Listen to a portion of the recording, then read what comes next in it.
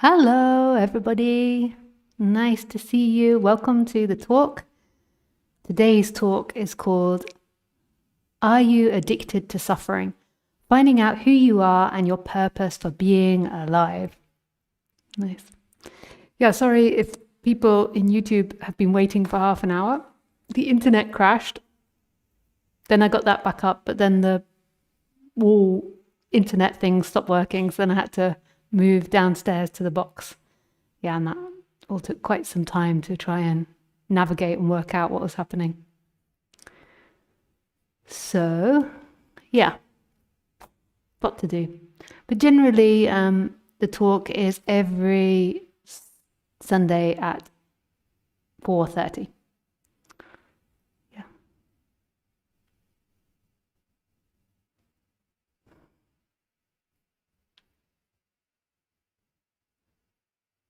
Okay.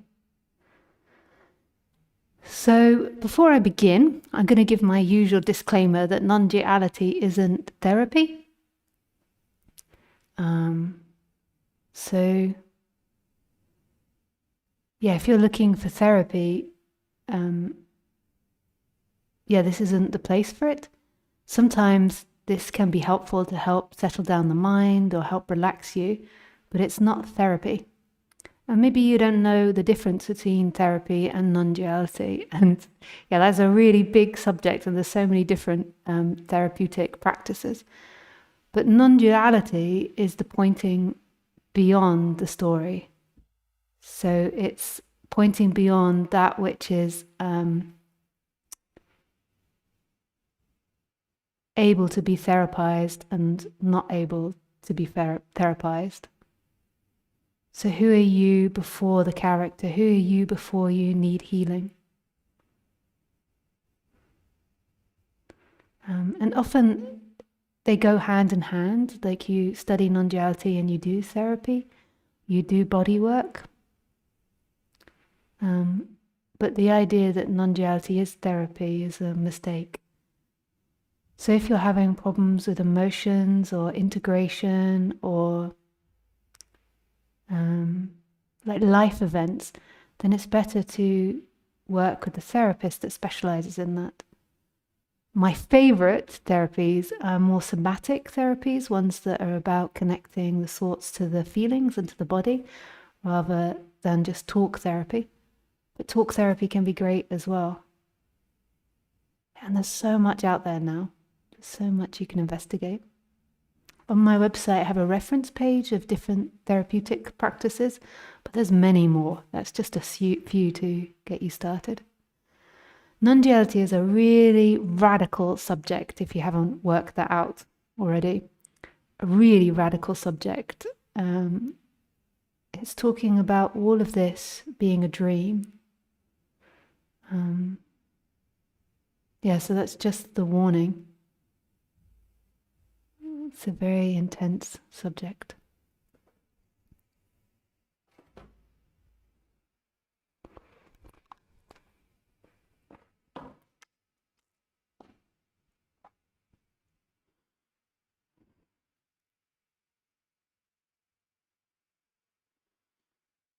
So now you might just need to give me a bit of time for words to come. I've just been running around while everyone's been sitting, meditating, waiting for me. I've just been running around, and maybe there needs to be a bit of calm for words to come. Yeah, but maybe not. Maybe they come really quickly. We shall see. So in speaking, what happens here is there is an attempt to just let speaking happen, rather than speaking from what I know or what I think will be good. So to just let it arise in the moment.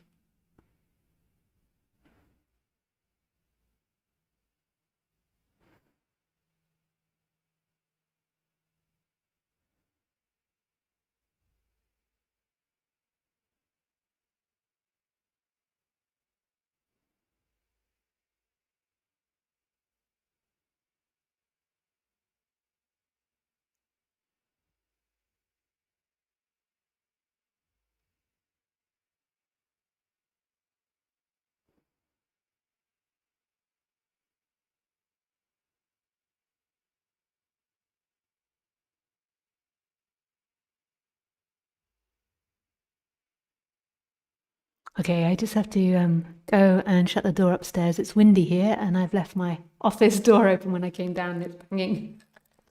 Sorry, loves. That's the way of it today. A bit messy.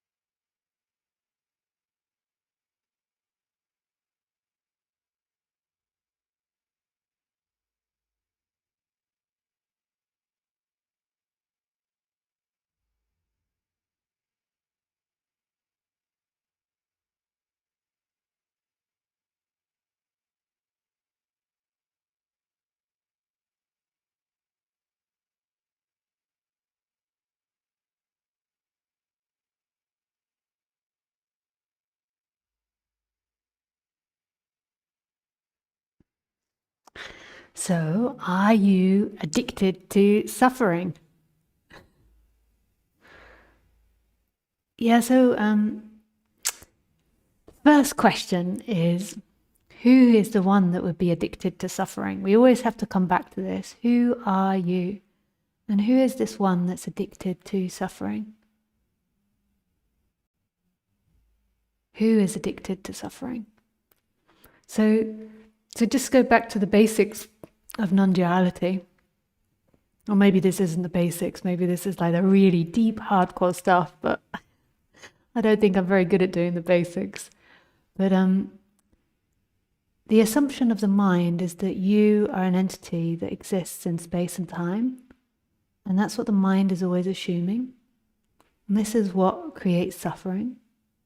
Because what you actually is this, you could say, universal being or pure beingness or a live presence that's experiencing itself, that's separated into apparent objects and is experiencing itself. And non-duality is about remembering that. So it's not about denying the character or denying the body. It's remembering that you are something that is beyond that you're also something beyond that. You are that as well. You're the body, you're the trees, you're the sky, you're the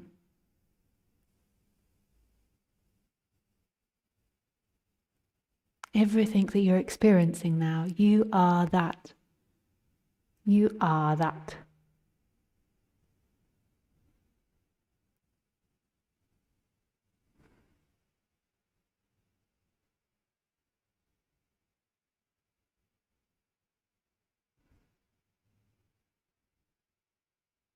You are that. So the idea that you are addicted to suffering implies there is something different from you and suffering, whereas actually the illusion of you is the suffering. So there isn't really a you that is there addicted to suffering. The identification with a body-mind mechanism and with a story is the suffering. It is the seeking. So as soon as it goes, I am the body, like I am, and I am the body, I am a name, there is then seeking, that is seeking to be something. That very movement is seeking, I am the body. You're seeking to be something. And then the mind is always looking for validation of its existence. So it looks in things, it looks in places, it looks in people, it looks in things, it looks in ideas. So actually the you is suffering. And so you could say that you is addicted to itself. It's addicted to being something. So you are addicted to being something. Being a name, being a body, being a story, being tired, being exhausted, being angry, being happy, being enlightened, being free, being grumpy, being 54 years old, being young, being a doctor, being spiritual, whatever it is, there is the appearance of you. And that is addictive. So how is it addictive? So I think I have to go right back to the beginning again. So there is this pure beingness, this alive presence. It's so radically alive and free and spontaneous and awake.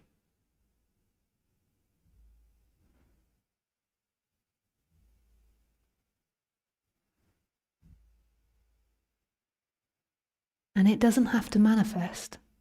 It can just be awake with no thing happening, and it is absolutely, entirely free. It doesn't need to manifest. But its nature is infinite possibilities. And so at one point, which there's never actually a point, because when nothing is existing, there is no point or no point, there is just nothing. But at some point, I have to say point to use language, life decides to manifest. So it decides to explode into creativity. And in order to manifest, it has to create two. So it has to identify with one object and create another object. So there has to be multiple objects in order to experience itself. If it's just one, how can it experience itself? Our mind is so elusive. It's like, okay, well, if I'm one, I could be like in this bubble of oneness, and then I could explore myself in oneness. But what would explore what in oneness? What would explore what? You wouldn't have a relationship to anything else.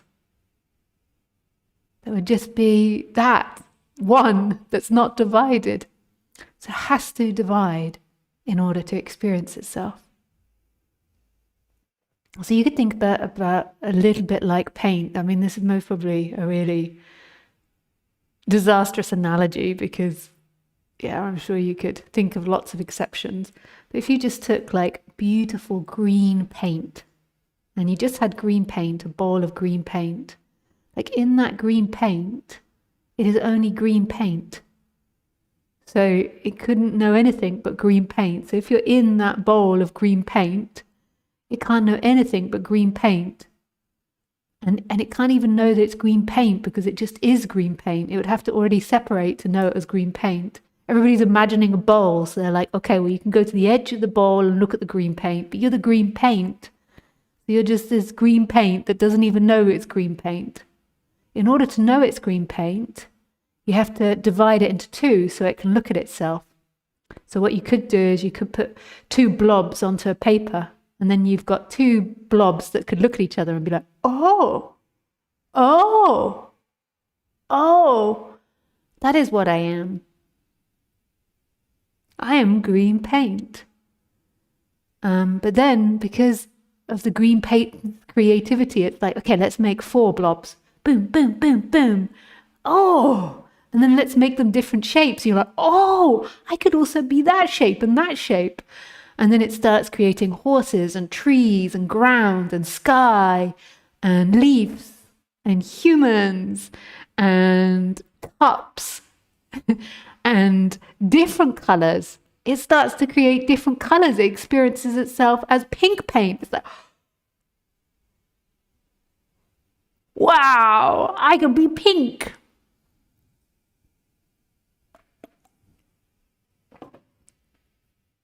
I can be pink. Maybe I should have started with white, because then we know that all colors like come down to white, whereas green, yeah. Anyway, we started with green paint. So when green paint is just green paint, it can't know itself. But as soon as you start painting with it, then it begins to be able to see all the different forms that it can possibly be. And that is what you are. Is you're this creative energy that's experiencing itself as really complex, different beings. And then it looks at itself from different angles. Like imagine what the human looks like from the bee.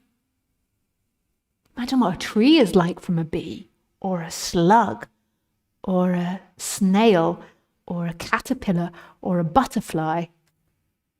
I mean, what wonder, like all these different experiences. And it's so creative, it creates a human which has this ability to cognize time.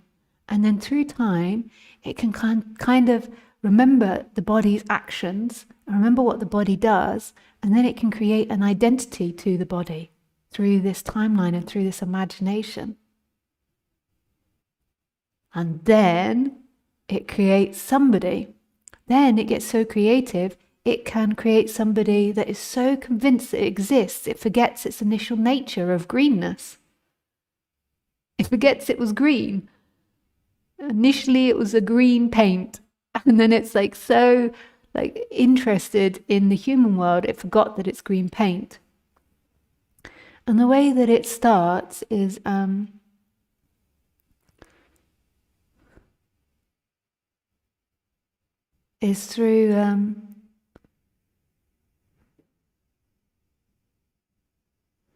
through thinking. through cognition. So when the baby is like, I don't know, 2 or 3 years old, it's been told so many times it's the baby, and maybe it's also a genetic phenomena that comes in, that at some point the baby suddenly looks in the mirror or looks at its hands and registers, I'm this body.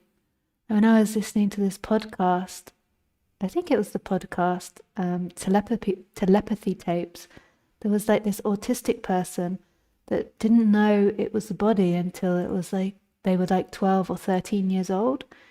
And then their parents told them they were a body, and they were really shocked to find out that they had a body. Isn't that really amazing? And that's what it's like for a baby. A baby doesn't know it's a body. A dog doesn't know it's a body. But then at some point, this thought comes in, and this thought is true and not true. It's true in the sense that we're seemingly experiencing through these bodies, and this body is us as that creativity, and consciousness is seemingly looking through these bodies, but it's not true as what you really are, that pure, alive presence, that pure beingness, that pure love. Is not true from that standpoint.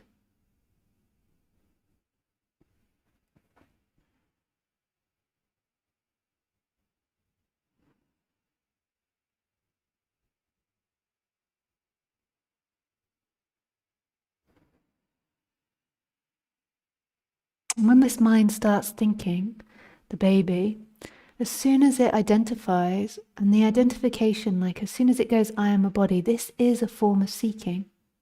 It might not feel like it, like I am a body, but it's like the parents have been telling you, you are something, you are something. And that movement is to try to fit into the human world. It's to try to be part of this collective society. Like I remember I know a lot of you know this, I don't know if it's really severe learning difficulties. I don't know. You know, you read about like these saints like Ananda Mahima, and she didn't read or write. And they all thought that she had special needs, you know, that she was had learning difficulties or very low IQ or something. And I think that's what this can look like sometimes, you know, prior to identification, is simplicity. Because it is a really simple way of being. Really simple way of being. And I had problems learning to speak. And I didn't work out time till I was 8. I remember this. Like, I remember it was 1988, I think, or 87.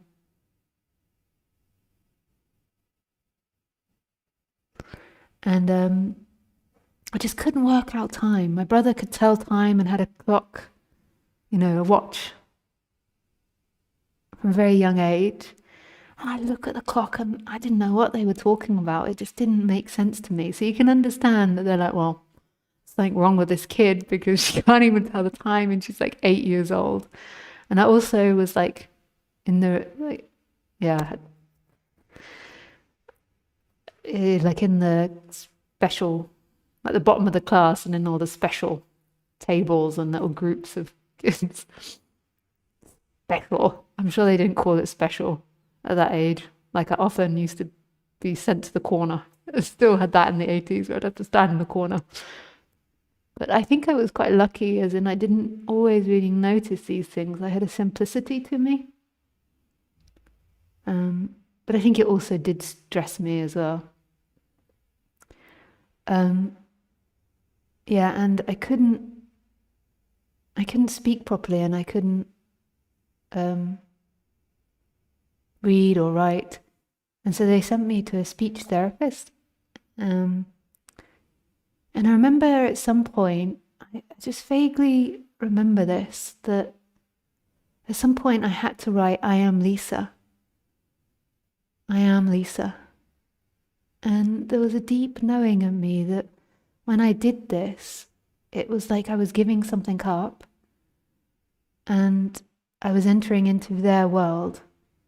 And it was like I had a choice, but it's not really a choice. And the choice was, I could do it or not do it. And if I didn't do it, I would never be able to fit into society. And there was some form of knowing this, that it was like joining their clan. And then it was, I don't know if I was writing or I was reading, but there was this moment where I was like, I am Lisa. And that is the initial seeking. And the seeking is to be part of this imaginary human world that everybody's seemingly collectively buying into. And that is the first seeking. I am the body and I am Lisa. There might have already been some identification there, like that had come in, but it wasn't fully established, because there does need to be some form of identification with the body in order for it to function. But that doesn't necessarily mean seeking identity, but I don't always know the clear definitions of this. And that I am Lisa is seeking, and as soon as you do that, you do lose innocence.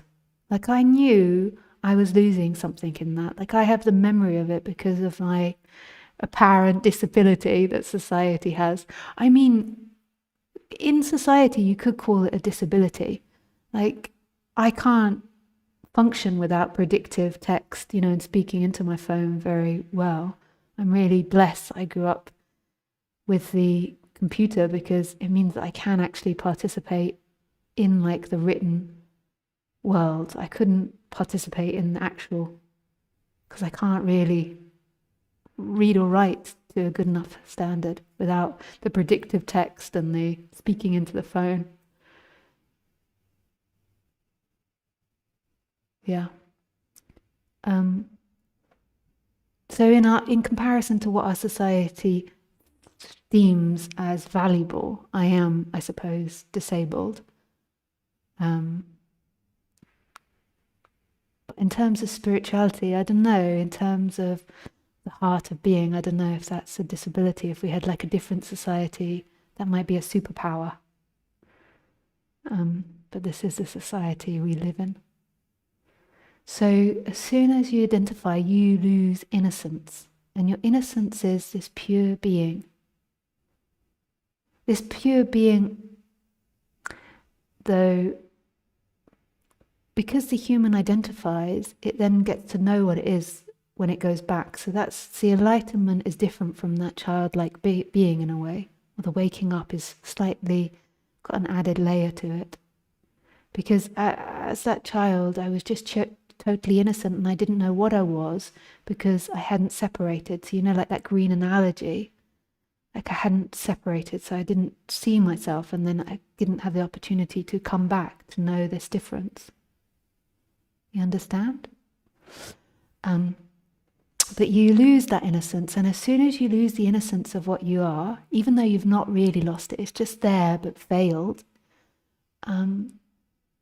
you then always are seeking to reclaim it, because it's home, it's love, it's what you deeply long for, it's home, it's the end of suffering, it's love, it's peace,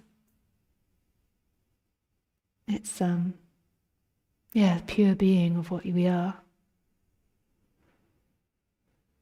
So so when that happens, like I am Lisa, or I am Fred, or I am Ramona, or who else have we got in the Zoom? Oh, maybe they don't want their names read out. Who should I go for? Yeah, I won't read anyone. Just Ramona. I'm sorry, Ramona, you got it. Then I realised that maybe people don't want their names, but I'm into that.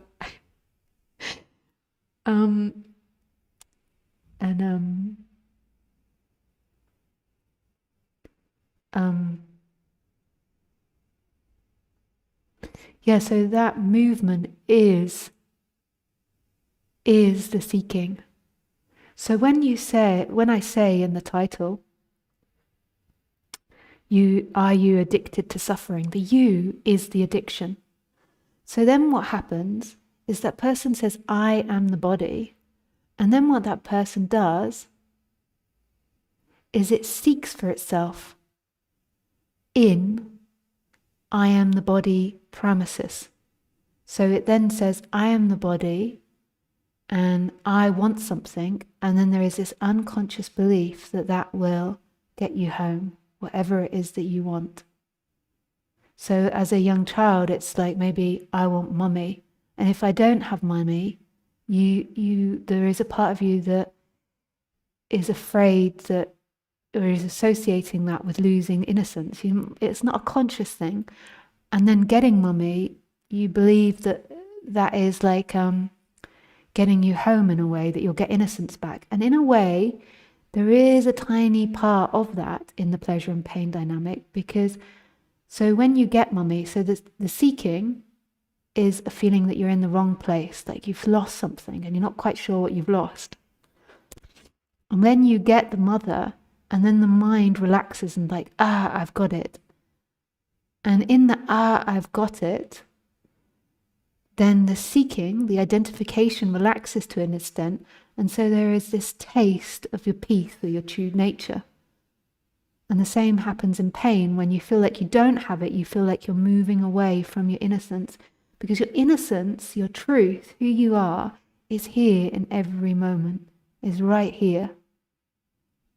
And so your mind is telling you that it's not here and that it's in the timeline, it's in what I do, it's in getting mum or having mummy taken away.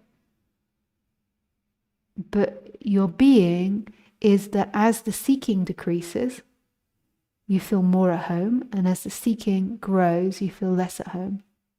So that's the dynamic and the polarities that happen. And then what happens is that through time, because that you're kind of feeling like you're getting your innocence back slightly when you get pleasure, and you're losing it when you get pain, because of that, your then mind gets addicted to seeking.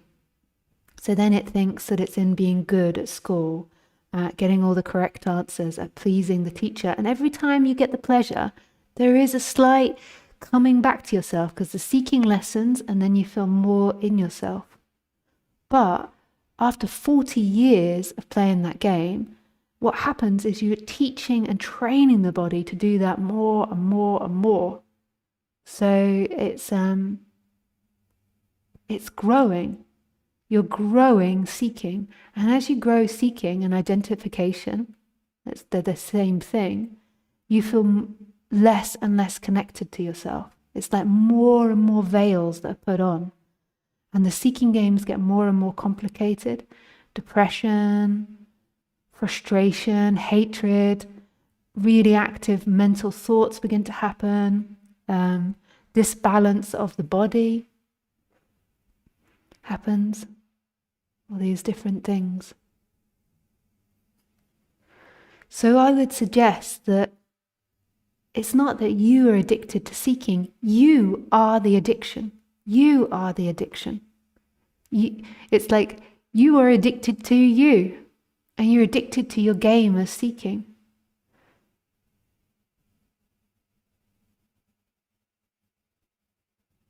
Yeah, that's hard to convey. I don't know if I conveyed that. And find out who you are and your purpose for being alive. Finding out who you are and your purpose for being alive. Oh, that's a lot in one title, eh? Just be here for a year talking about that.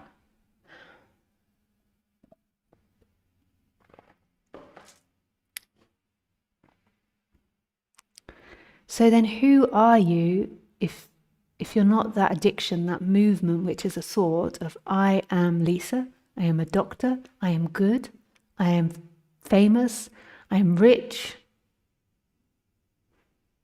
And you can also get addicted to the negative story as well. Some people do that because that's just the way the identity grows. So in childhood, they maybe got attention or pleasure from the negative story. So they might get, I am bad, I am hopeless, I am useless.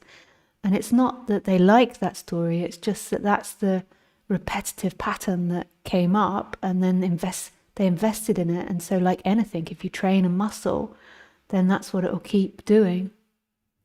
As you could see from me, like, boom. Do you remember doing that at school? My massive muscles.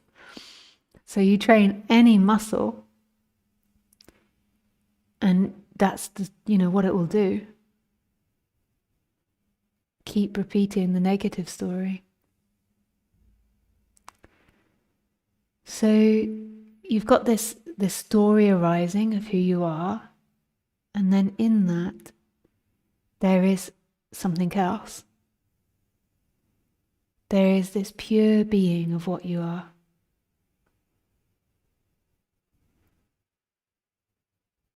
It's a live presence. I mean, we're talking about that green paint again, like if you go back to that ball of green paint that I spoke about at the beginning of the talk. You aren't green paint, but you are the source of everything. And the source of everything is knowing itself and not knowing itself. So it's not knowing itself as a thought, as an idea, but it's knowing itself as a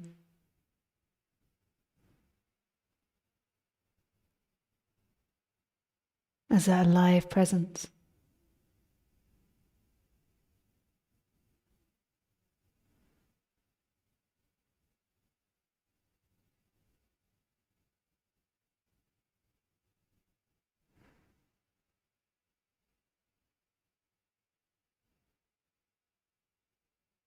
It's that unknown thing. And that unknown thing is often described as nothingness or formlessness. Sometimes awareness, Atman, God. What's nice about the nothingness is it's not a thing found in this world. It's not nothingness like we imagine it, like some black hole. But nothing found in this world, and everything found in this world. Formlessness is form, and form is formlessness. So no thing and everything, all things.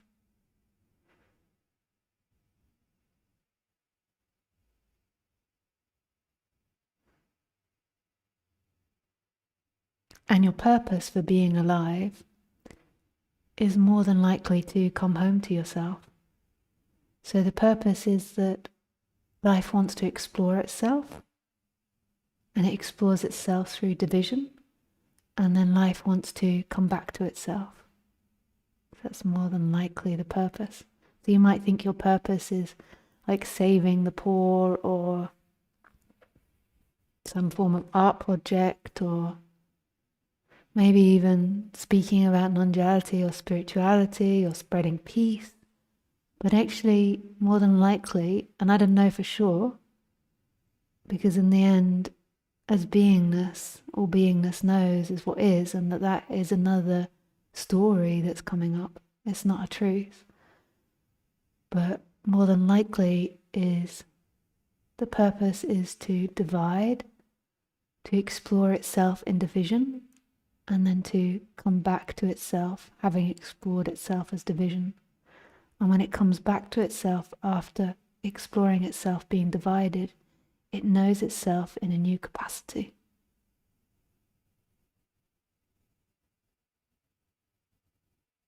Yeah. Okay, we can open up for questions. Yeah.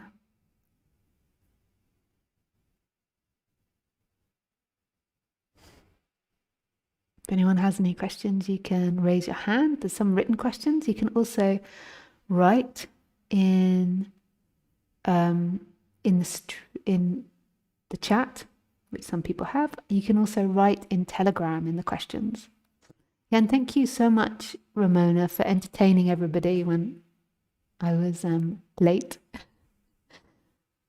Yeah, so Ramona says, "Hi, beautiful. I would like to call in, but could we not use words like consciousness, awareness, or locate the I am? To me, it sounds like concepts I have to pretend to understand, and I don't. And also, and this might sound arrogant, To me, all of these words seem to create some type of bridge between this and God. I'm sort of sure I'm not speaking from an adapted concept, but I'm also pretty sure I haven't gone through any massive awakening. So why can't I stand the bridge towards God? Also, I'm in a story of heartbreak at the moment and it's painful. I feel humiliated, I guess, and divine at the same time. So maybe interesting to try some direct pointing on that.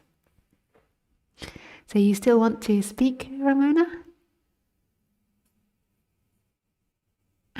Yes, it's a bit Yes. out of line. It's a bit out of line, my question with your great green paint introduction. Oh, yeah. We don't know. It might be perfectly in line. Oh yeah, we don't know. Yeah. Yeah. Um, yeah, you want to add anything to what I read? Um, yeah, I have to. Yeah, I think it might be an interesting question. Why there's this uh, maybe slight annoyance even when there's bridges.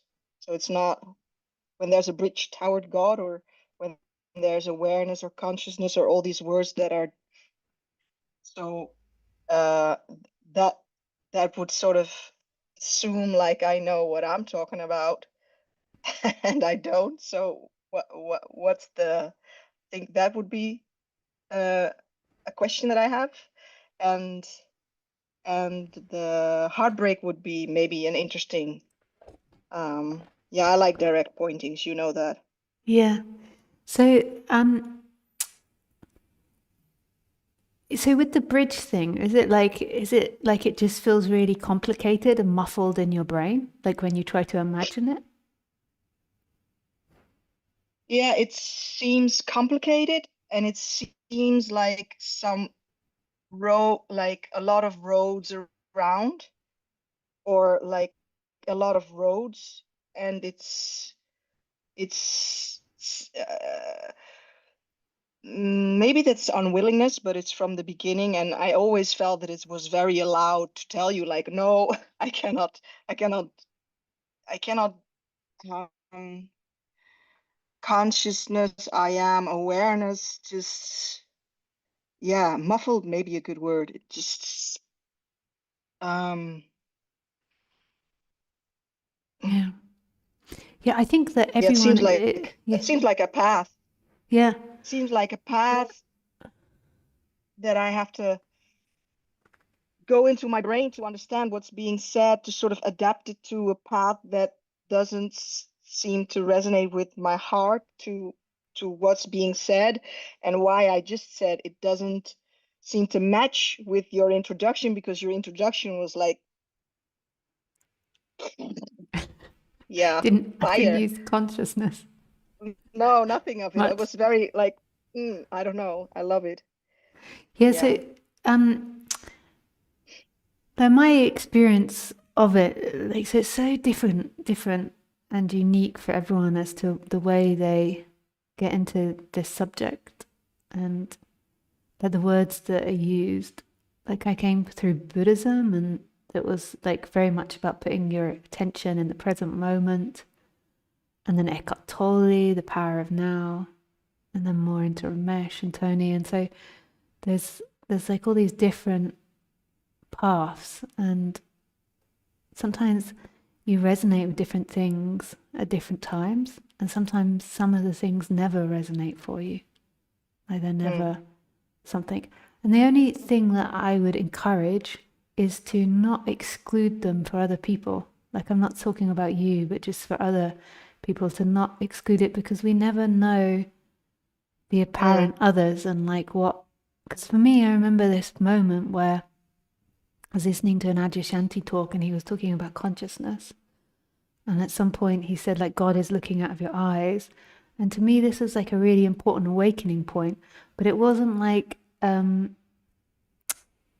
there was still seeking and there was still Lisa there, but it was just this moment where it suddenly went mm, and just like really shocked me. I was like, oh gosh, yes.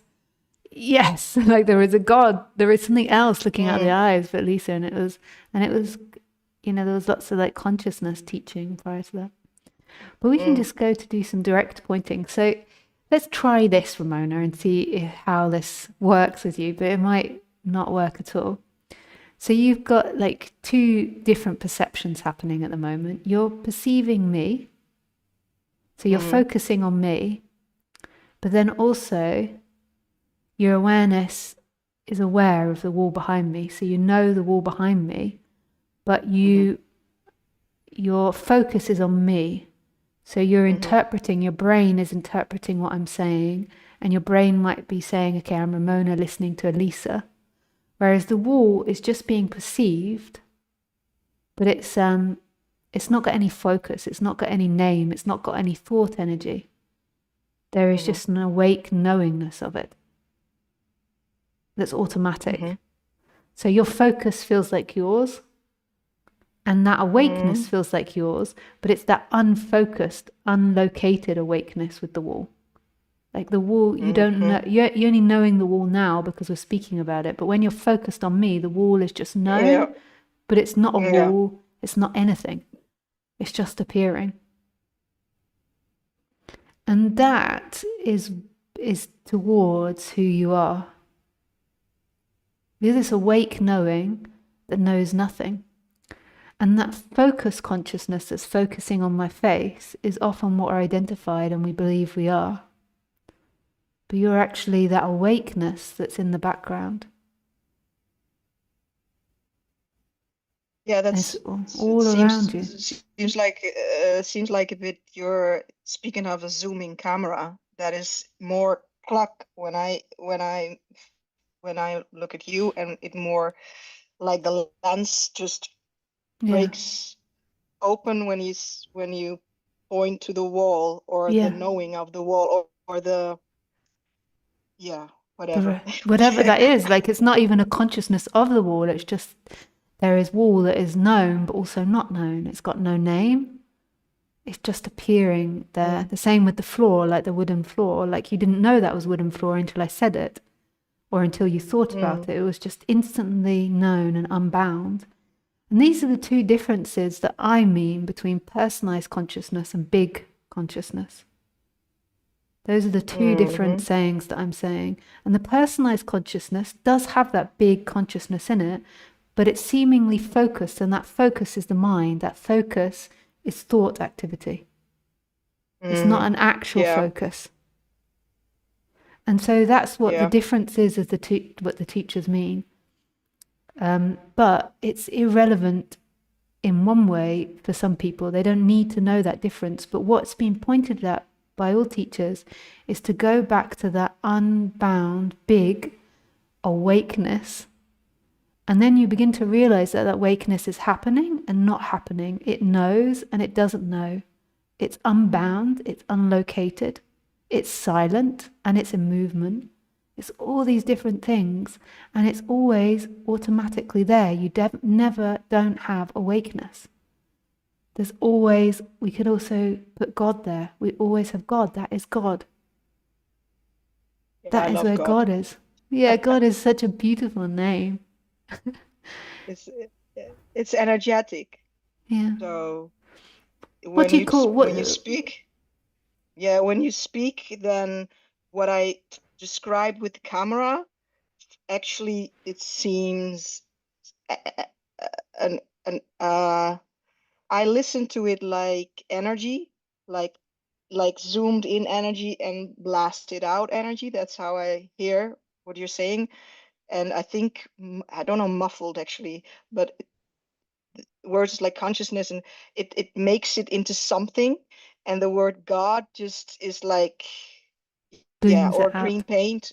Yeah, it's just, um, Yeah. it suits the energy more or something. Yeah. Yeah, I don't, maybe I'm being vague with my words, but I try to be honest. Yeah, no, totally. I understand. If that's even possible, to be honest. Yeah. Yeah, that's a Yeah. funky thing. And what is God in Dutch? God is God. It's the same Oh, word, hot. And I did found, but I told you, I think I did find out like a year or two ago that God means unknown. oh That yeah, if yeah. you and then I was like forever in Sold. love with the word. Yeah, Yeah, I was still don't come back with yeah, everything. God, you cannot. It's such a like. It's almost just saying awe or something. Awe. I'm in awe. I'm in God or yeah. something. It's. I don't know. And And so now, in your experience, what do you not know? What is unknown? fuck. Uh, what is unknown? Hmm, what a question. What is unknown?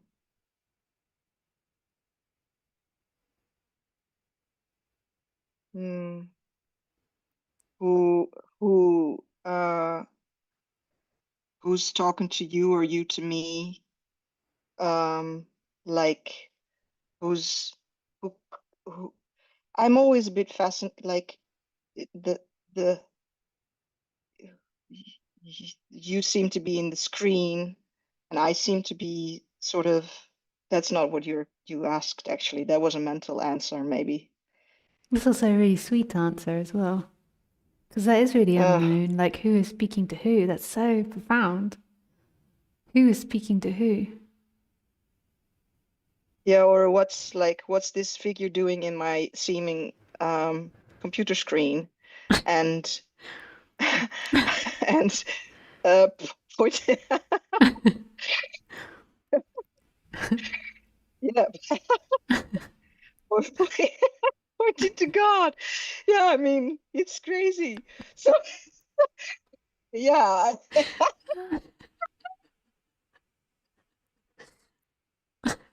yeah. What don't I know? I don't know what I don't know. Um, yeah, And what about I behind you now? What is behind you? Do you know what's behind you?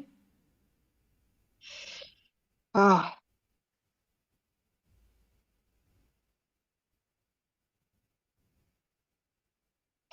the tendency is to look at the screen where I can see what's behind me. So there's like this there's like this op there's like this the zooming open energetic open when you ask, and then there's the other energy that wants to just go to this practically go to this to look, and they're like, I can, ah, there it is. So, yeah.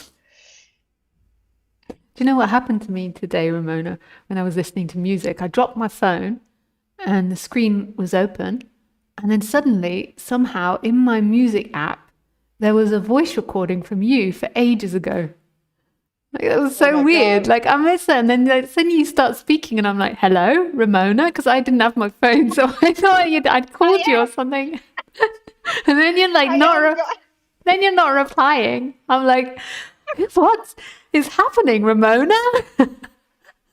And then I look in my phone Oh and I'm like in my the God. music app. I go to WhatsApp to look and see if I've pressed something and there, nothing. And then I realized that in my music app, there was somehow a voice recording had got into the music app and it was you. And then out of all the days, then you're like looking after everybody when Oh, and half an sweet. hour late, and then you come in and you ask this question, and weird life is so weird. There's so much we don't know as to why that's happening. Like that's never happened to me before. That you just started speaking in my phone randomly. I am God. I'm everywhere. Click through. Oh, sweet. It's sweet. Yeah. Yeah. It's such a mystery, and we have so many conclusions on everything. Like so, another question is like, is do you know what happened before this?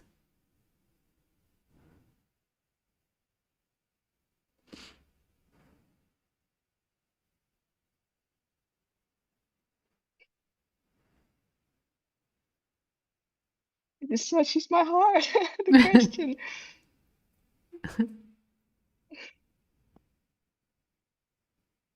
No.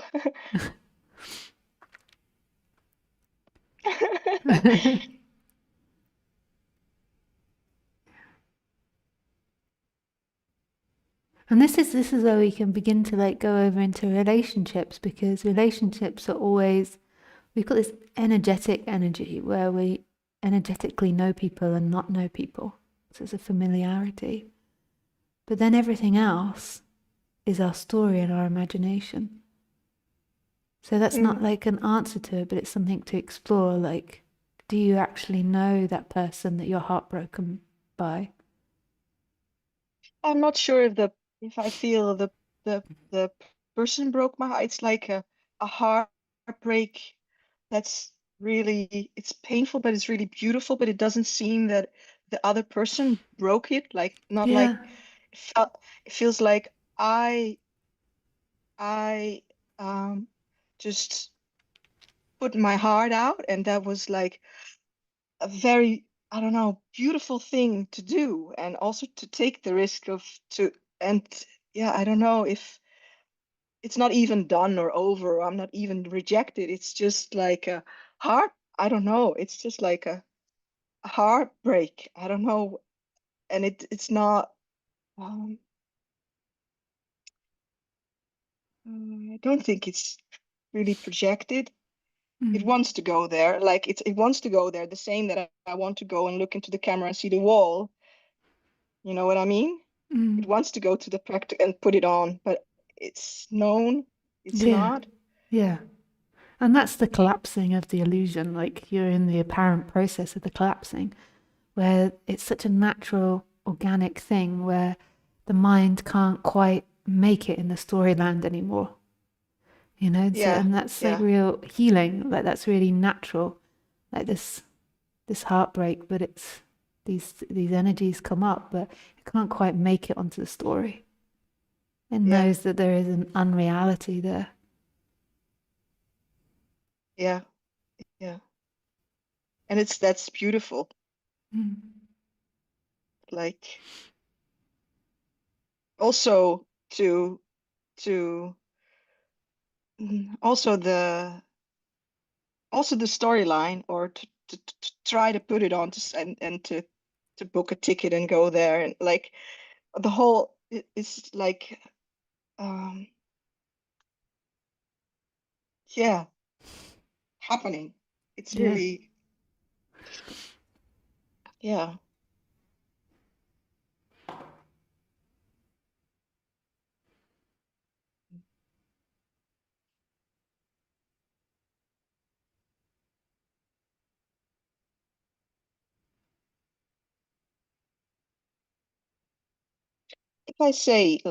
If I would say now that I've been flying, like I've been paragliding literally, then in this moment, that's a story. Just a That's story, yeah. like it didn't really happen. No. Like the wall behind me isn't really, I mean, now it seems real more Yeah. because I can, but it's not really. No. But it seemingly happens, so there can be a communication about it. But Yeah. what most humans are doing is that they just believe that the imagined world is real and even realer than what's happening. So you're sitting in that unknowingness, that not knowing, like that Hmm. big consciousness or God energy.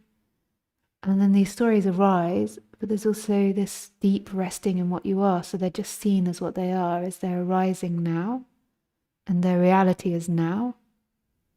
And they're not really a truth, they're just these images arising. And really, they're like puffs of smoke. Doesn't Mm. mean we don't communicate, but it's just really seeing them for what they are, that you don't exist in that memory. You exist now as this. But that's seemingly the story of the body. So for a hedgehog, say if it went paragliding by accident, somehow got a bag attached to its back and fell off a roof and then got to the ground, it wouldn't be able to tell its friends about that because it hasn't got that form of imagination. It doesn't know it's a hedgehog that has spikes. So it wouldn't ever be retelling these stories. To itself. Yeah, to itself or to the other. And so then, if there isn't somebody telling the story, did it ever happen? So when you die and everyone around you has forgotten Ramona, did you ever exist?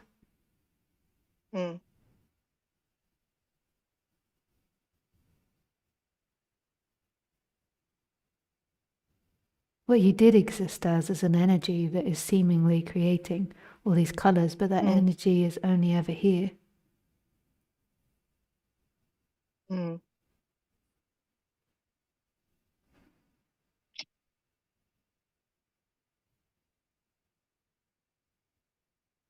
Yeah, last question. So I go back to the screen and to be in a. I'm not actually in a Zoom meeting either, am I? No. You're not in a room, you're not on a country, you're not on a planet. None of these things are truth, but they're seemingly real because that's the way of our collective society and the way we communicate, but no, they're not real. So you know that with quantum physics, it's like everything is in all possibilities until consciousness looks at it. And it's something like that that's happening. So everything is all possibilities. We look at it and then it seemingly comes into reality. But it doesn't exist when it's not here. Doesn't exist when it's not here?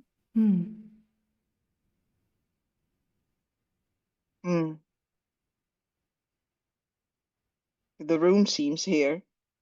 The room seems there, yeah. But not really the wall behind you unless you look at your camera picture. Yeah.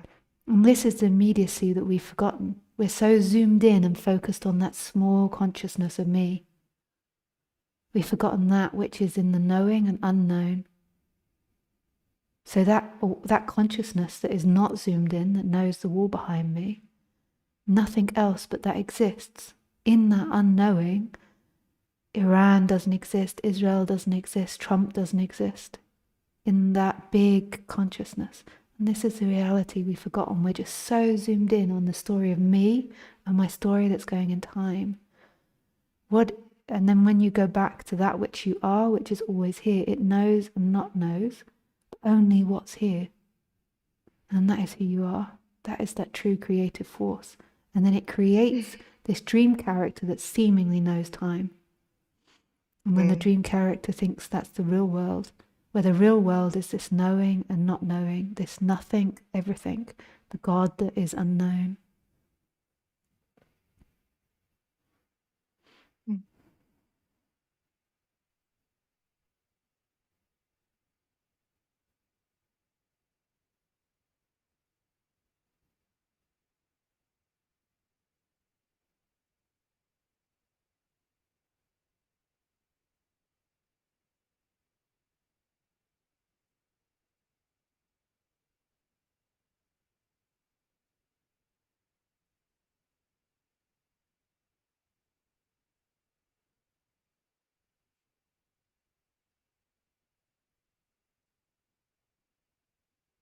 Yeah, thank you, Lisa. Thanks, Ramona. Your questions are so sweet. I love you. Yeah, I love you, Ramona. And thank you for taking care of everyone. That's such a nice quality of you. You always do this in retreat. It's a really nice Ramona quality and uniqueness. Okay. Wolfgang Paul. Hey, Wolfgang. Nice to see you. Hello, Lisa. Yes, how to begin? I think what resonated most for me was this coming home. I think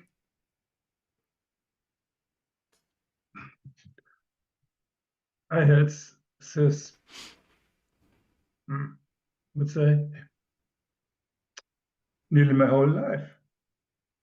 This feeling, I want to come home. And at some point, for some little while, it seems I had achieved it. But of course, it wasn't true. And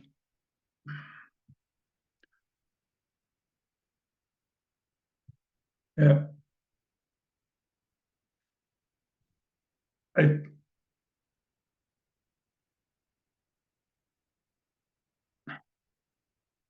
but I have to say, it's hard for me to see any connections between this coming home and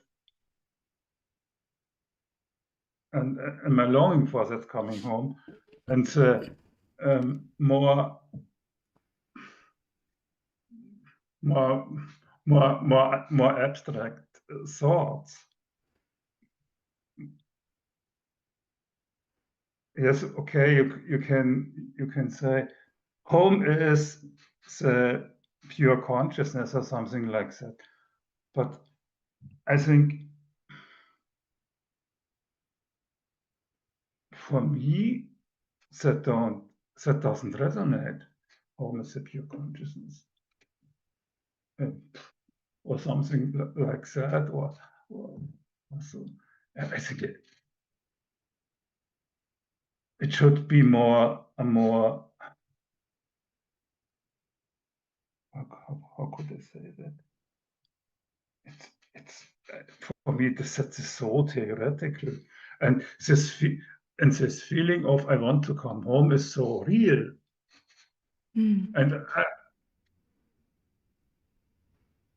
I can't see any bridge between these two things. I can. Where do you feel that in your body? I want to come home. Like, where do you feel that longing, the wanting to come home? So you've got the thought of it, and where's the feeling of it?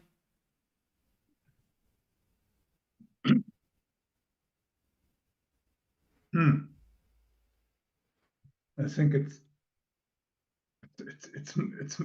more here in the heart region. Yeah. So but not exclusively. I would say yes. It's more from the heart and then downwards. And what does it feel like? Is it painful longing, or has it got excitement in it, or joy in it, or is it just feeling rejected and not at home?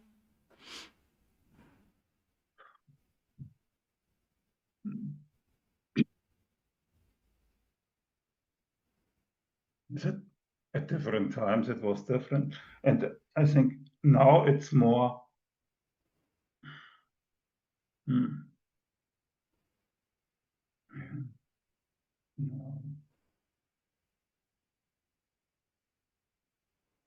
It's more. I think it has to do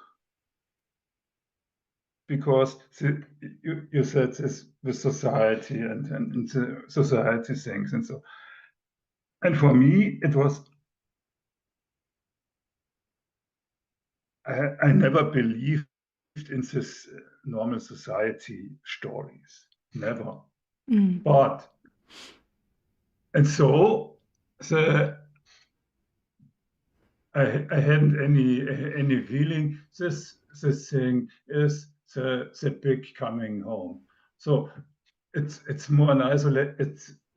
But it's a great longing because I don't know what should this coming this home then if it's not in any psychological or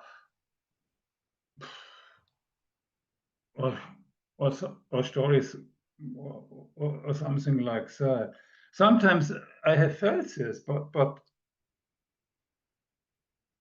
it was only as you said. It's more this.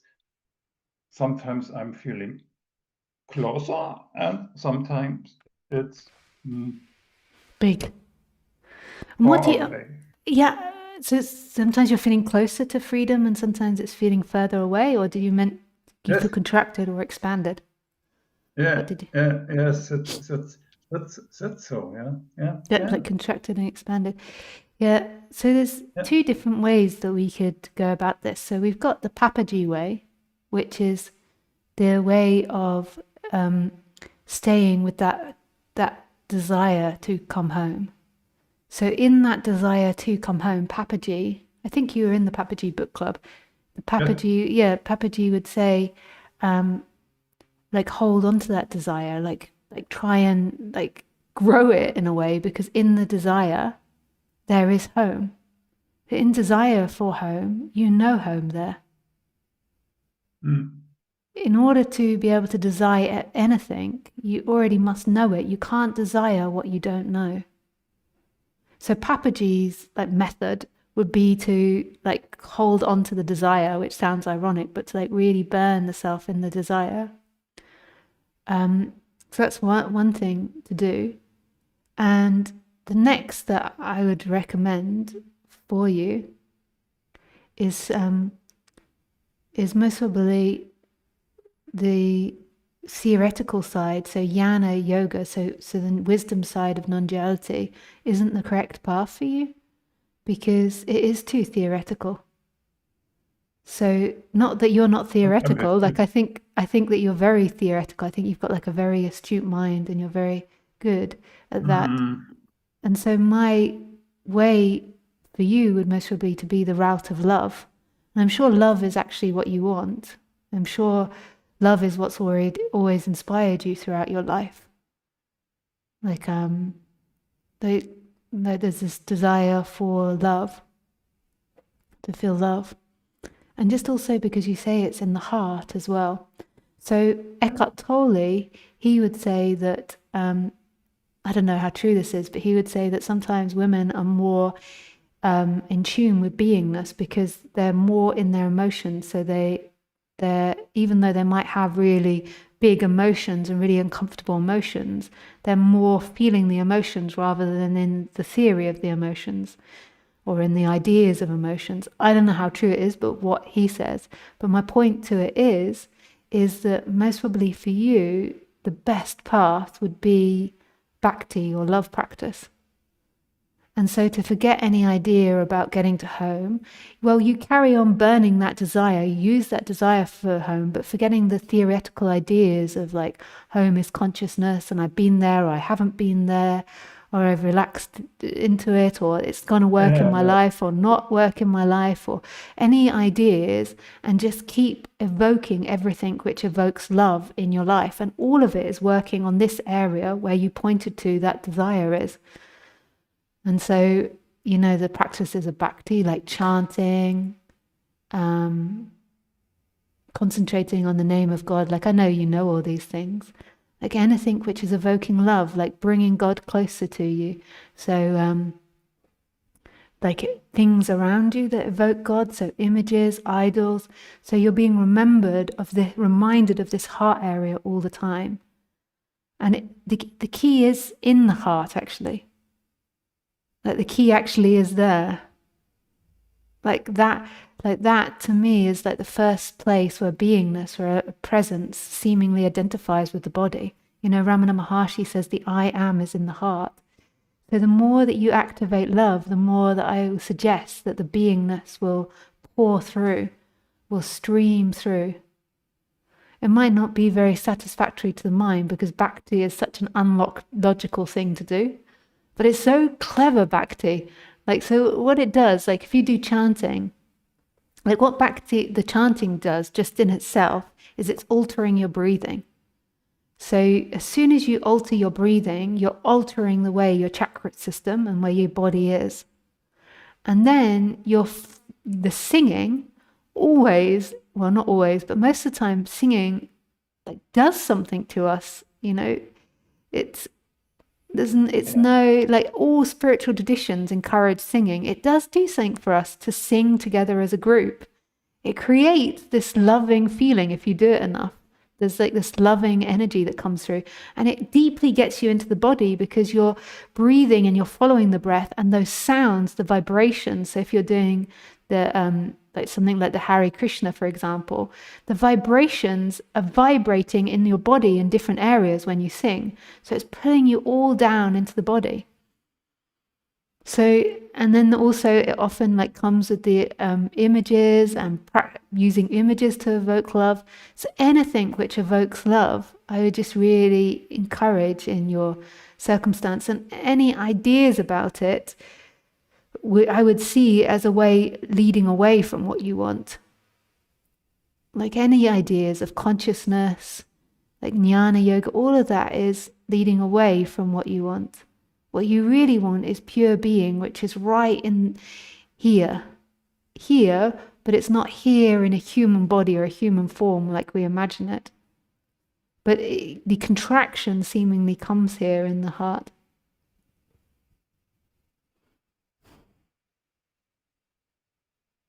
Yeah. Yeah. So you're right. It's. I think it's so, because if Ananda Mahima says thinking of God all the time, that resonates very deeply with me. Yeah. And so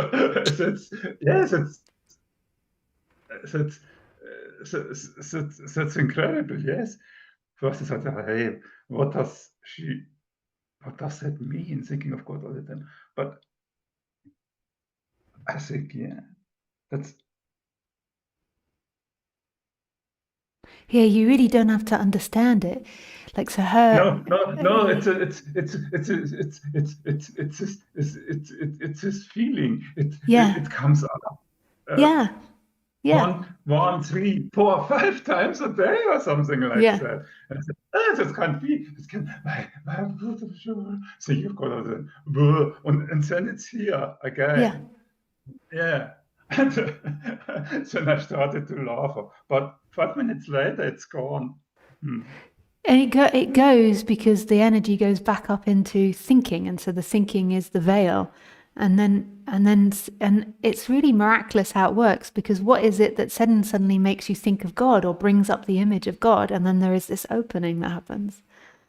It's really an unspeakable, mysterious thing. Yeah. Yes.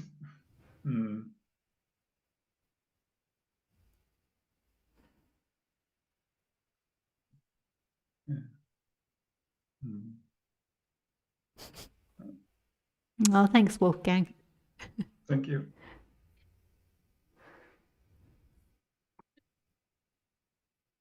Yes, Lee, you can unmute yourself, please. Hi, Lisa. Hey, Lee. Hi, nice to see you. Yeah, nice to see you. I wanted to expand on what you discussed before about like focusing on you would be the personal consciousness, and then the wall behind you is the big consciousness, something along those lines. Yeah. And I recognize sometimes, let's say I see a bird flying outside the window. That is seen immediately by consciousness. And then there's the thought, I see the bird. Yeah. Or let's say there's a clap of thunder. It's heard Yeah. immediately. And then almost as an afterthought, I heard the thunder. Thunder, yeah. And sometimes I'll recognize that, and it's almost like I want to turn around to see what is seeing. But of course, I can't see it. It's like if there is a floater in the corner of my eye and I see it and I turn to look at it, I can't see it by looking for it. I can only see it when I'm not looking for it. Yeah, totally. Yeah. So that just came up for me. Yeah. Yeah, and it's not necessarily the that we need thoughts. So sometimes we need to say, there needs to be a thought that says, I am going to book a train ticket or something. It's not that thoughts are the problem as such. I mean, thoughts are the initial problem. in a way. But what begins to happen is it's an energy. So you've got this personalized consciousness, and it doesn't mean that personalized consciousness has to go. So the personalized consciousness is like, I can zoom in, this body can zoom in and focus on you. But then you've got this personalized consciousness, which is an element of the mind zooming in. So that is an element of thought. And then you've got the big consciousness that's happening. And it doesn't mean this zooming in has to stop, but they have to sit together, the personalized consciousness and the big consciousness. So they have to be together. So you have to know that who you are is that big consciousness. And who you are is also that small consciousness, but you're not limited to either. You're unlimited. So you're almost like sitting in the precipice between both worlds. So you're experiencing as an apparent human, but you're also not human. So you could imagine it a bit like if I had a light, a lamp, and then I put a paper bag over the lamp and I pierced 20 holes inside the bag, you'd get this what we could call personalized consciousness coming out of the hole. And that personalized consciousness, every time it like moves onto something, a world appears. So when it moves on to, say, Lisa, then Lisa appears. Like it moves and it apparently sees a world. But it is still the big consciousness. But the human just thinks that it's that personalized consciousness.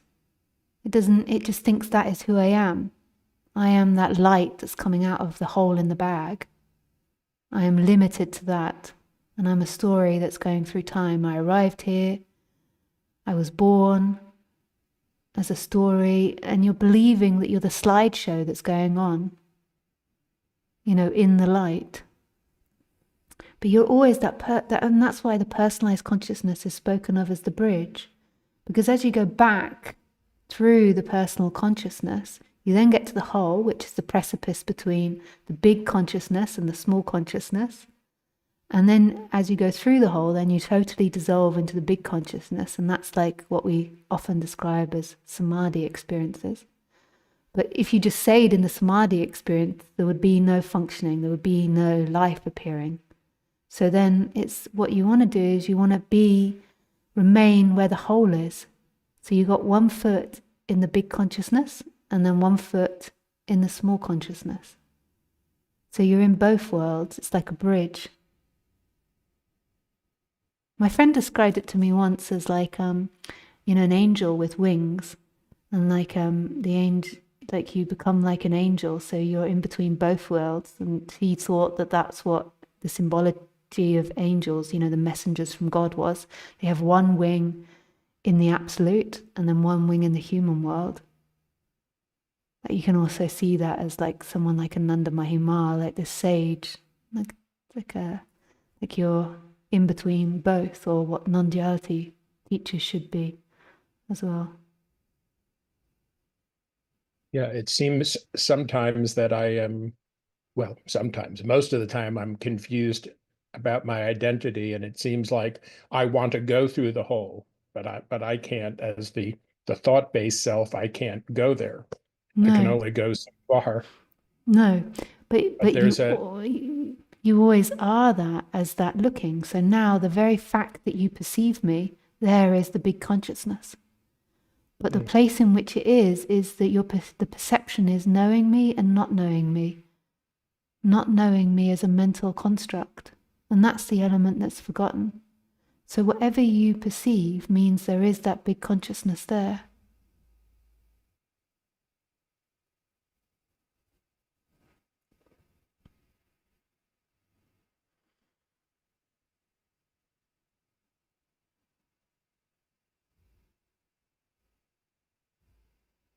And that big consciousness is not separate from anything that's appearing. So the perception is also the objects. It's like really miraculous.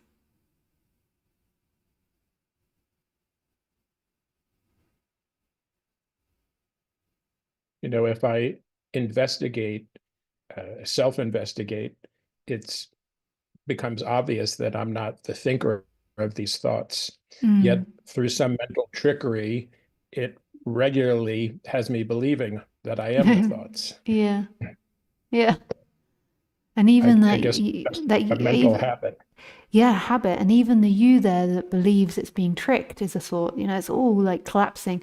And even the localized consciousness, the focused consciousness is a thought activity, is a mind activity. It's all illusion, illusion, illusion. What is not illusion is perception. And perception is that place between nothing and everything.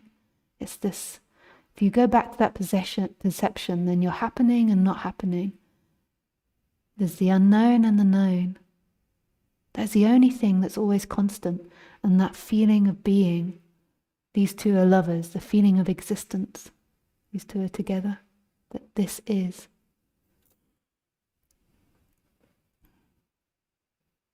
Beautiful.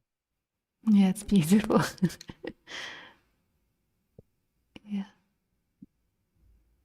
Thank you, Lisa. Yeah, thank you, Lee.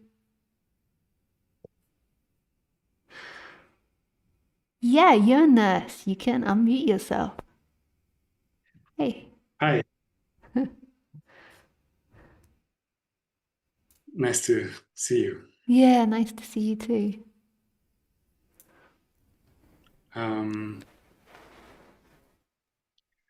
So,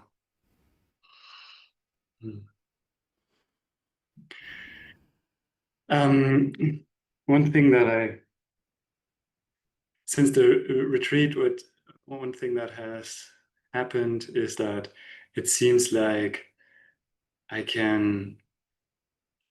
became aware of a more subtle layer of thinking that was like happening in the background, or like some sort of background noise, and it's really fascinating to, like, surprising and fascinating to kind of see what that is doing, and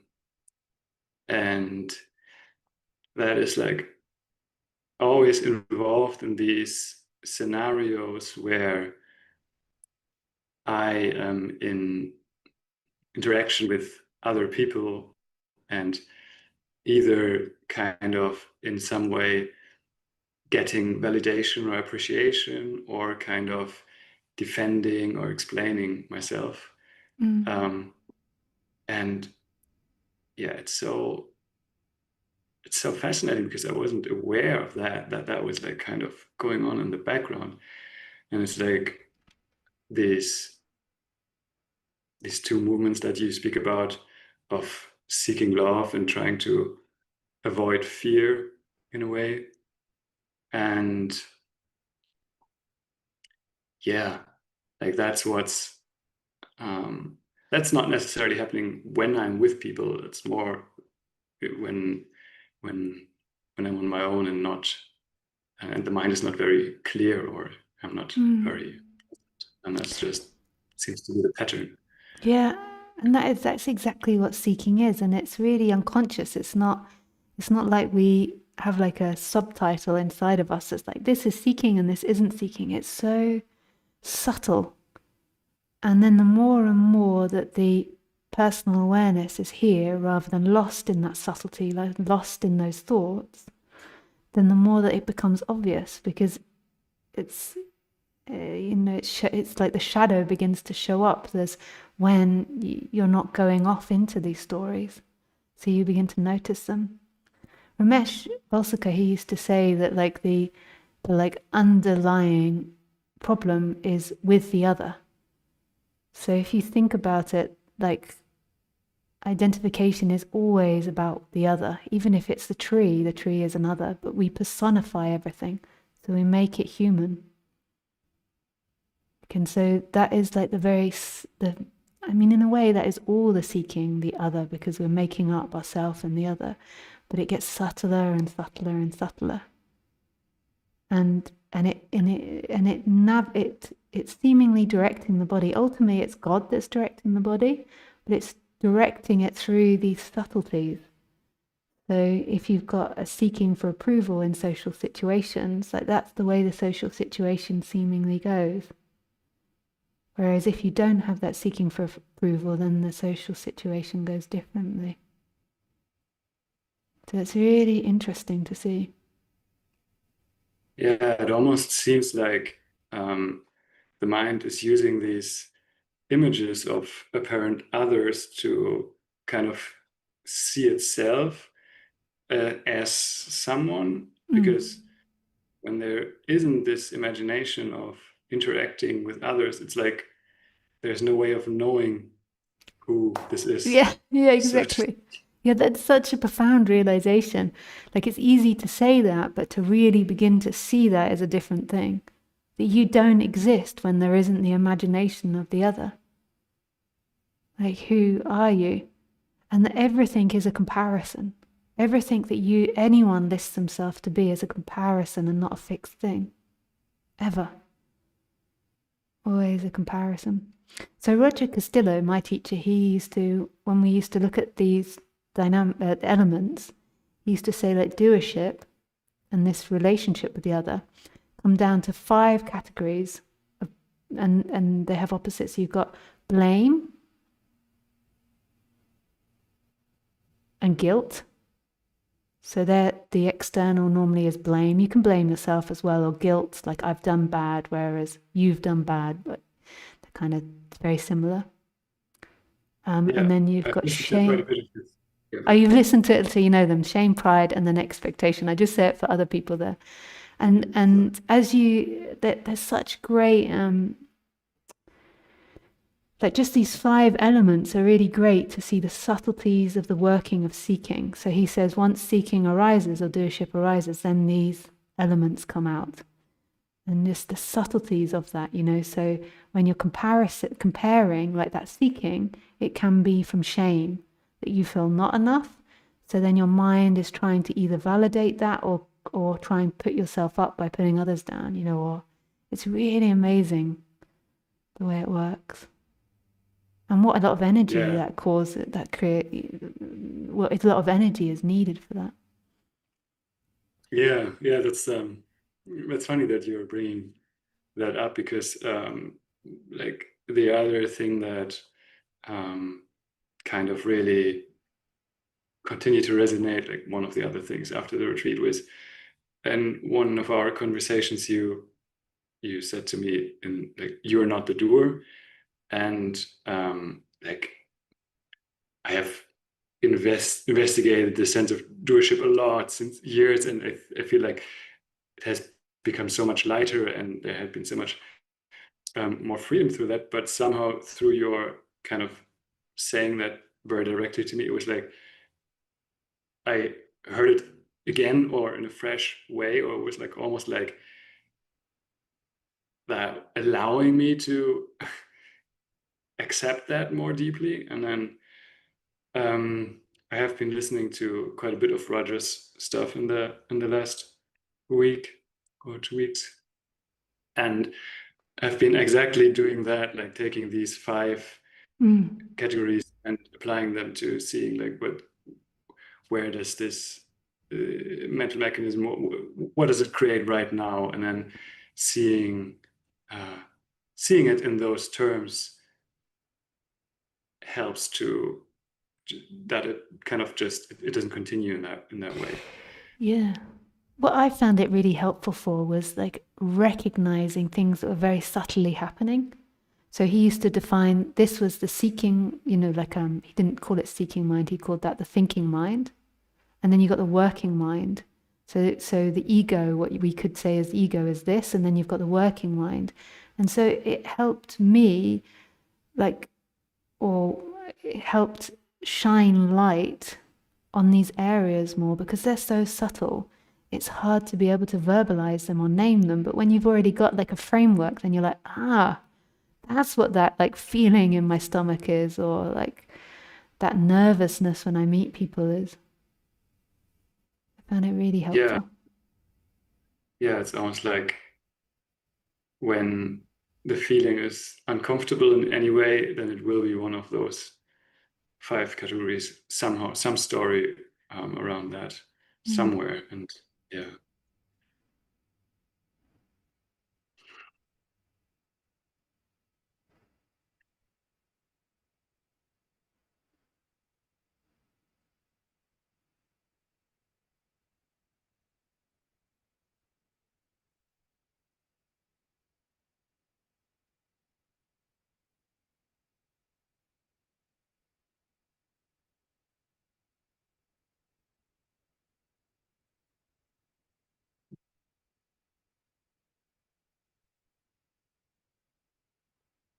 Thanks a lot.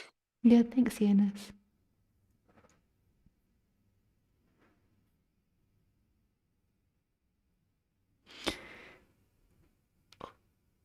Yeah, Evelyn, you can unmute yourself. Hi. Hi, Evelyn. Am I saying your name correctly? Yes, Evelyn. I'm from Holland. I'm for the first time in your. I mean, I followed you a lot on YouTube, but for the first time here. In the Zoom group. And, Yeah, nice to meet you. Yes, nice to meet you. I wanted to say when you started to talk, and when you're talking at the beginning, then when I look in your eyes, then I become you. I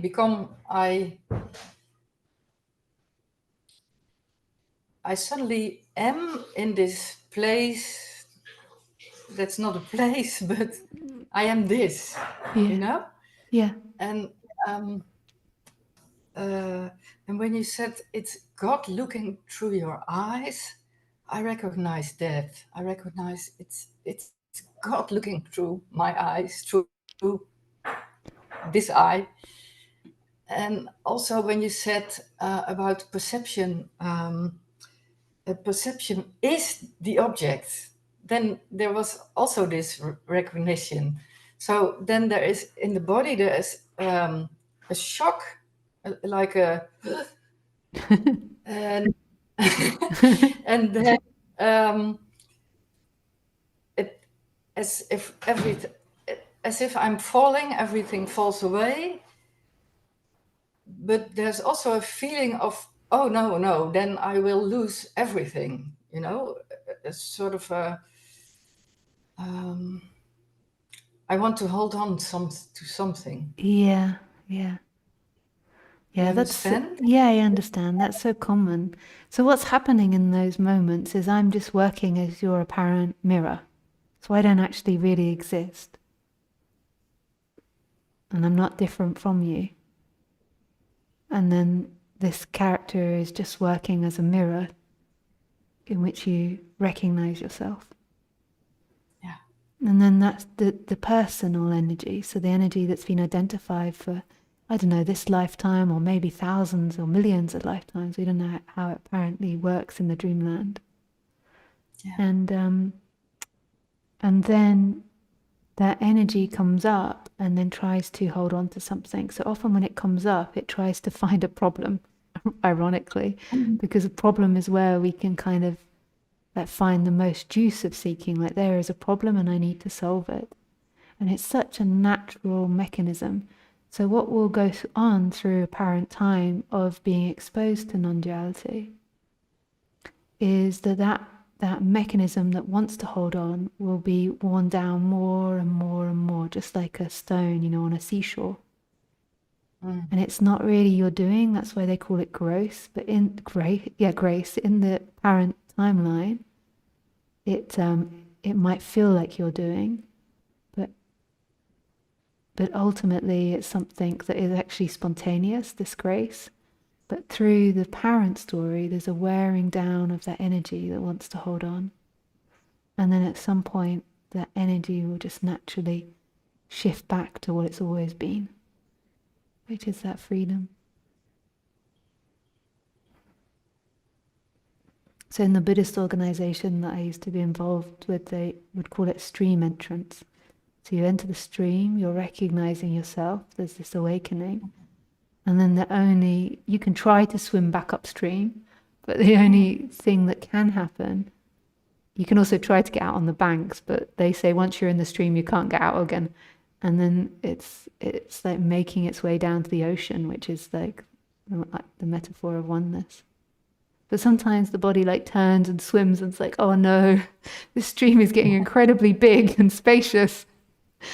Yeah. And also, at just a moment, it doesn't seem like a thought. Maybe just the body reacts like. Yeah. Yeah. What you could do body wise is do you do things like TRE or body work? Yeah, then you can. Yeah. This can help the body like not get so shocked, or to be able to process the shock better. Yes, process. Yeah. Like preparing the body for the ultimate shock that didn't ever exist. Yes. Yeah. Yeah.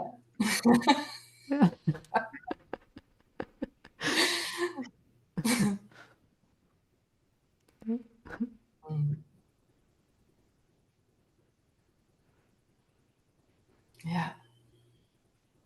Touches me. I'm moved. Yeah.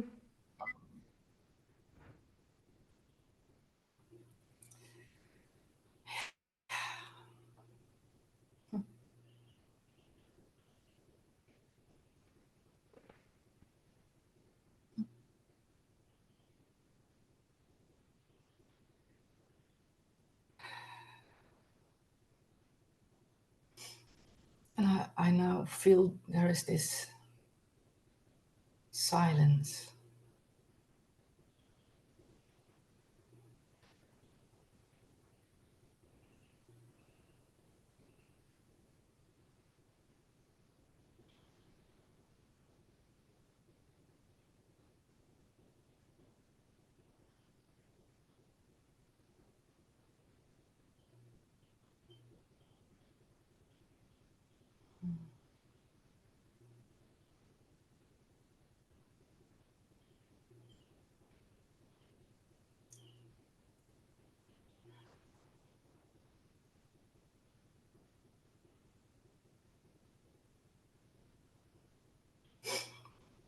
Thank you, Lisa. Yeah, thank you. So lovely to meet you, Evelyn. Bye. Bye. Okay, so we take one more question, then we end from Bodhidharma. Yeah, you can unmute yourself.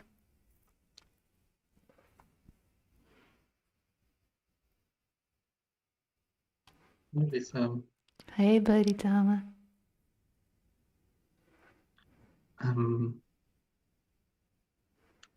uh,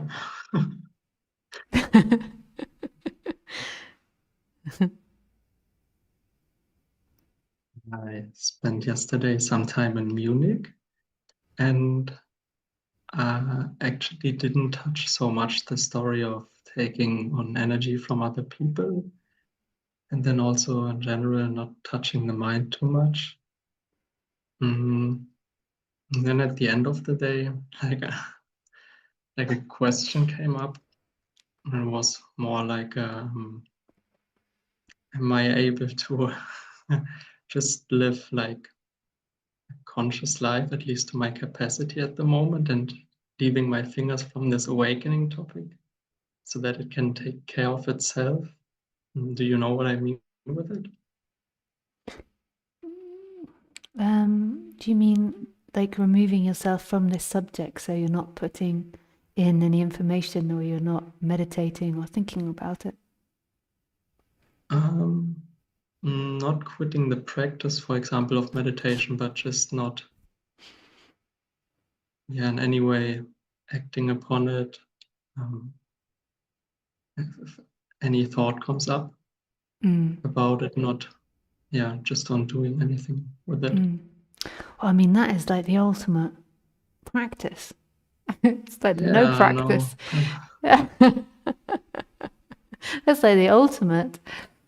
So it's like really just living in the now, and not like, I mean, who would live in the now? But you know what I mean by that. Like just really living here and not touching these thoughts that come up and say, picking up other people's energy, or I should be more aware now, or I am doing this, or I'm doing that, or I want this or want that. Like not touching any of it.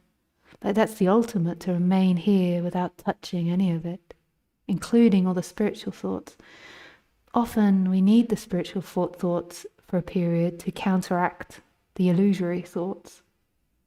But eventually the goal is to not touch anything, to remain as you are and not touch anything.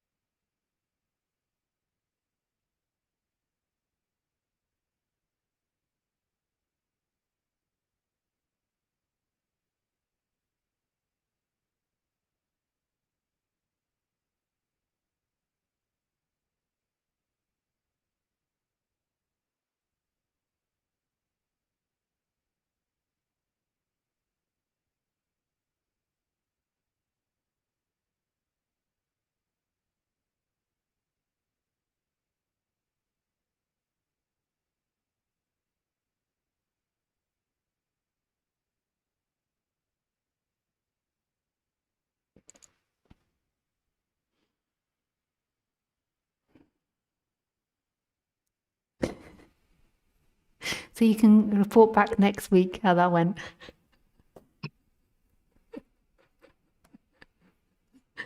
I can do it. Thank you. Yeah, thanks, Bodhidharma. Nice. Yeah, thanks everybody. So if you're in Zoom and if you want to stay in Zoom and I just go around and really greet everybody that is in Zoom, I will just end the YouTube first. So you can just stay in Zoom and then I will end the live stream. First of all, so to those in YouTube, where are you? On my different screens. Yes, I do these talks most Sundays at 4:30 French time. And if you want to join the Zoom meeting, then you can do. If you look on my website under live stream, it'll tell you how to join the Telegram group and to get the Zoom link every week.